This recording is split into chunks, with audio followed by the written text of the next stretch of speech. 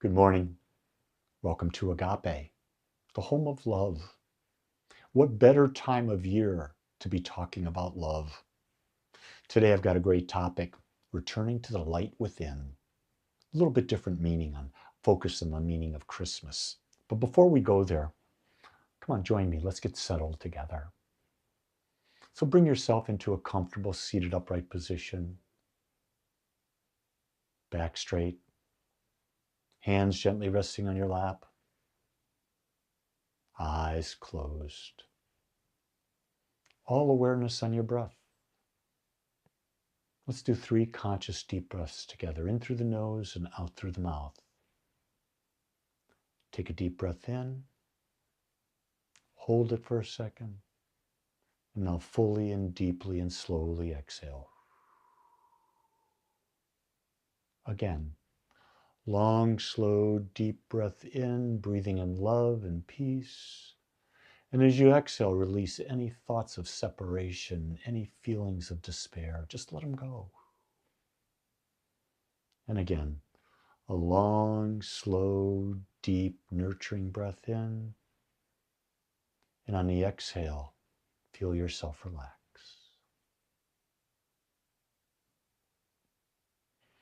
All I want you to do right now is to become the witness.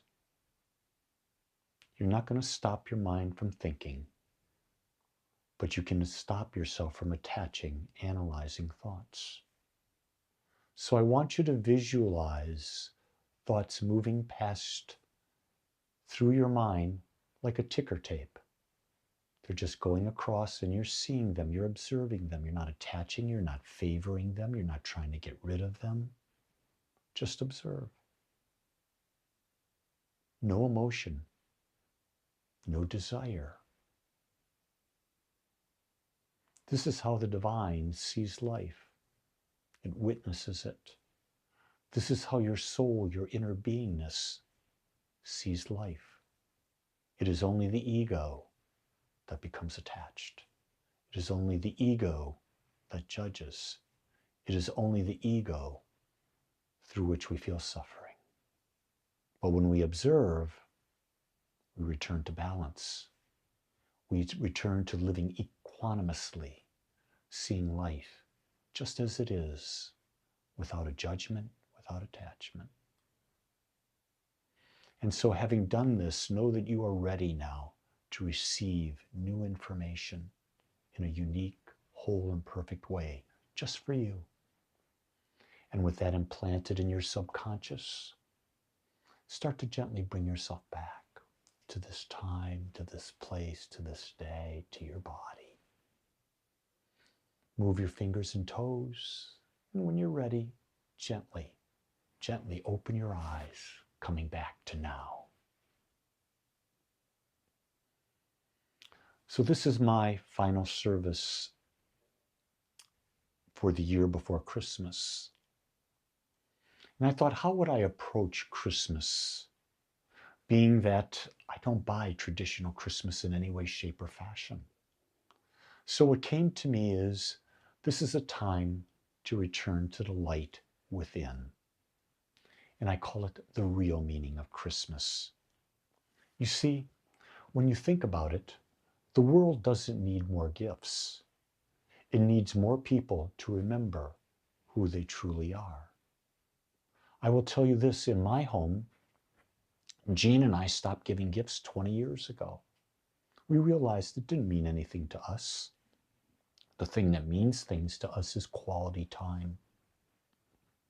That's what means something to us, quality time, sharing it with each other, with family, and with friends, and coming from a place of love. You see, most people change presents. Spirit chases presence. And this talk is about the latter. It's about the part of you that's seeking to return to its nature. So this talk basically is going to be how to reclaim your inner light, your inner knowing. Understanding the metaphysics of this season. Letting a new version of you be born. living consciously in a season filled with distraction. Think about that. How much distraction is going on out there right now? It's everywhere. So at first, I want to talk about the metaphysics of light. Light as consciousness. It represents awareness. It's always done that. The person with the big light. Well, think about in the Catholic Church, the saints and Jesus, they have this halo around them. The light represents that they have a special awareness. Light is clarity. It's understanding. It's the ability to see truth, to look beyond the illusion of the 3D world into that which is infinite. You don't find light. You don't find consciousness. You don't find awareness. You reveal it because it's always in you. So what happens here? What dims your light? Why is it that we're having to even talk about this? Well, the things that dim your life are fear, judgment, overthinking, resentment, negotiating with your old self. All of these qualities are what? The opposite of love. Love doesn't fear. Love doesn't judge. Love doesn't overthink. Love doesn't resent. Love doesn't negotiate. And you're probably saying, whoa, love does negotiate. You got to compromise, especially in a relationship. No, that doesn't work. You collaborate with your partner so you find a way that both of you win. You collaborate with life so you find a way where life and you win. That's like the whole idea. If you want to be abundant, bring greater and greater service into the world that others benefit by, and then you will become abundant. Nobody loses. You get and they get. See, the truth is, life is your natural state when you stop fighting reality. Your inner light comes forward all on its own. But we fight reality. We refuse to accept what is, don't we? We want it to be just the way we want. And what happens at the holidays? We've got these bogus ideas of what Christmas should be. We watch too many of these Hallmark Christmas rom-com movies about how things turn out. And we build an expectation that it's going to be the perfect home with the perfect decorations, the perfect tree, the carolers coming to the door, the perfect presents, the perfect food. Every member of the family is going to get along. When does that ever happen? It's not reality. And see, when you stop fighting that, man, you're going to have a different experience. We've bought into this idea of the illusion of darkness. And let me just clarify. Darkness is not a force. It's simply the absence of awareness. It means you're not, I'm going to use the word intelligent, because you don't see beyond the illusion. You're buying into the illusion completely. And let me just really make this clear. Darkness is not personal. It's here to tell you you forgot who you are. It's time to turn on the light. When you're not living to your highest values, when you're not living to the highest love within you, you have emotional response. That emotional response can be dark because it's not light. And light is this awareness. Light is love. Darkness is not. And isn't it time we remember who we are? Individualizations of the infinite. And we're part of the infinite light. So it's time to turn our light on. So how have we created this darkness? Well, it's pretty simple. We believe old stories. That's right, stories we've been telling ourselves for years that are not true. We have emotional reactivity. Because we don't meet our preferences, or they do meet our preferences, we react immediately without thinking and responding.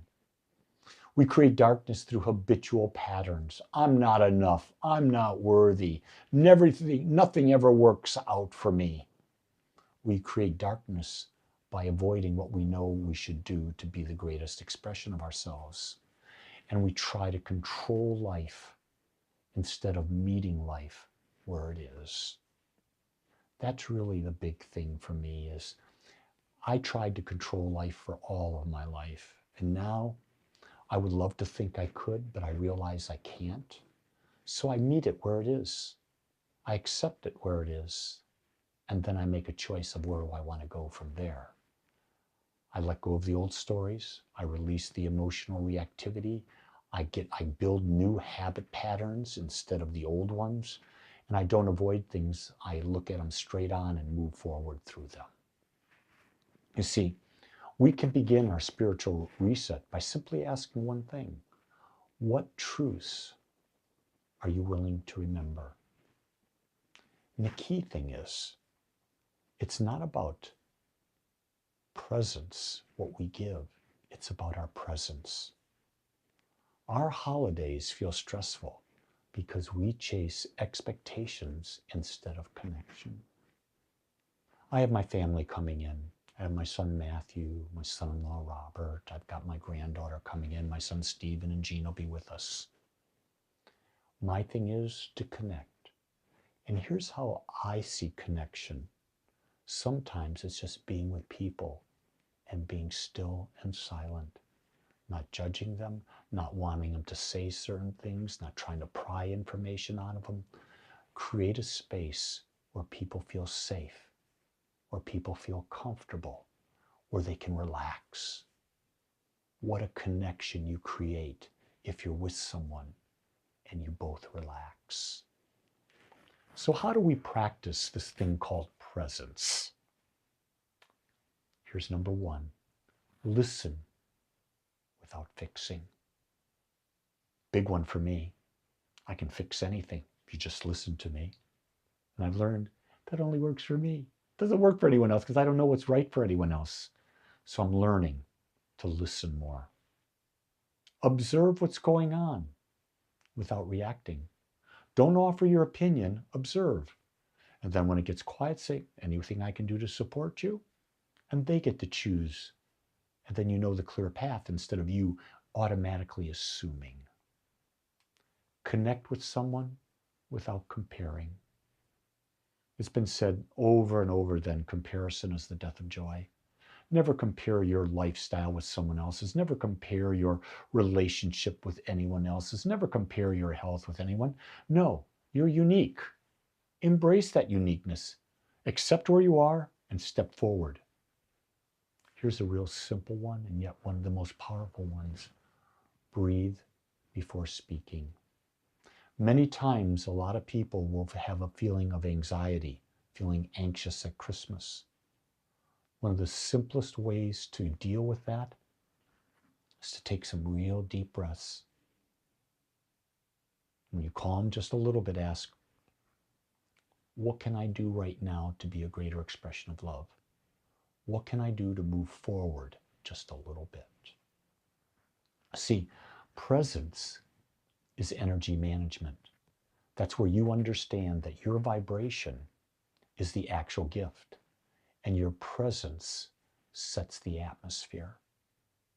I know that this Christmas, I'm going to try to be the best loving father, grandfather, spouse, and friend that I can possibly be.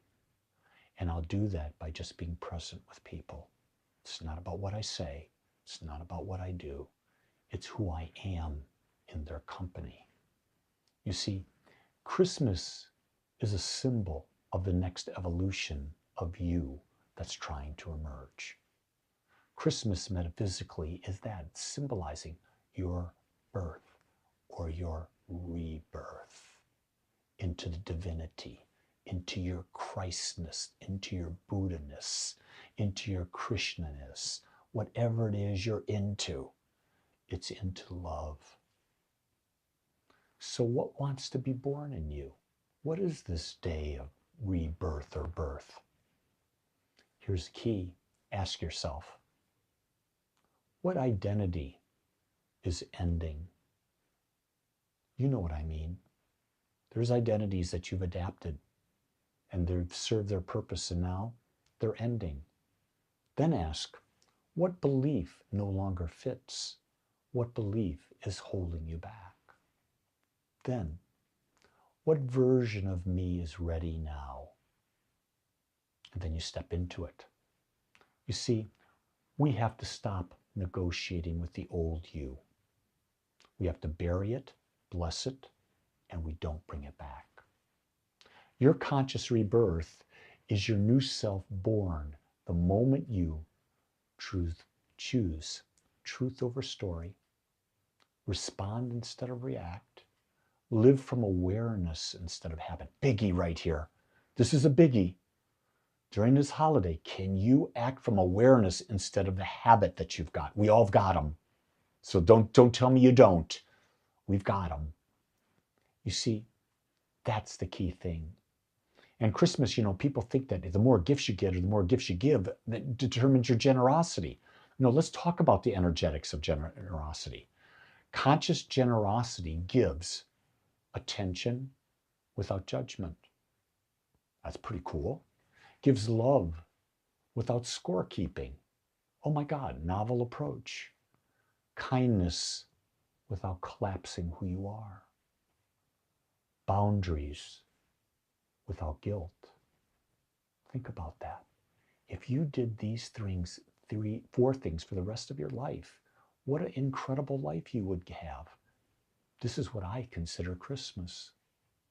Attention without judgment, loving without keeping score, kindness without sacrificing anything, and building boundaries without guilt. And do you know why it matters? Because this type of generosity expands your energy field. It raises your vibration, which raises your entire life. It raises the vibration of those around you. That's something really interesting. I was driving home yesterday with Jean in the morning, and we passed a soccer field, and I remembered that I coached soccer for like 13 years. My oldest son for 13 years, and my youngest son for the first 5 of his career. Then he went on to club ball.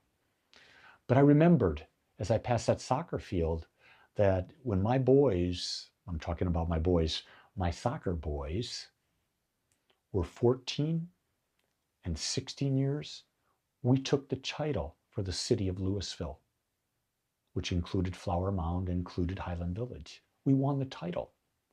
And my wife goes, "You were one of the most cocky coaches out there." And I said, "And weren't my boys a spitting image of me?" She goes, "Of course." It was our cockiness, and cockiness, let me define that for you. Our understanding that on any day we could beat anyone. And we went into the games like that, and we were a target. Everyone wanted us because we were the Hornets. And we're going to take it, and we're going to beat you. We weren't going to beat you a little bit. We're going to beat you bad. This wasn't about being nice. We were 14 and 16.